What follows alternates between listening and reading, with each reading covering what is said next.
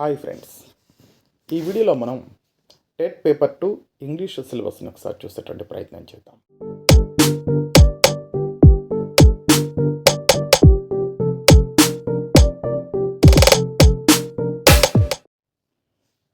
ఇక్కడ ఇంగ్లీష్కి సంబంధించి 30 మార్క్స్ ఉంటాయి.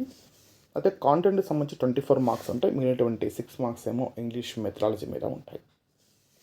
కాంటెంట్లో ఏమేమి ఉంటాయంటే parts of speech, tenses, active voice and passive voice, preposition and articles, degrees of comparison, clauses, verbs, main verbs, auxiliary verbs, adverbs, types of adverbs, conjunction, coordinating conjunction, subordinating conjunction, direct and indirect speech, questions and question tags, types of sentences, simple, compound and complex synthesis of sentences, phrases, uses of phrases, composition, letter writing, precise writing, comprehension, vocabulary, antonyms, synonyms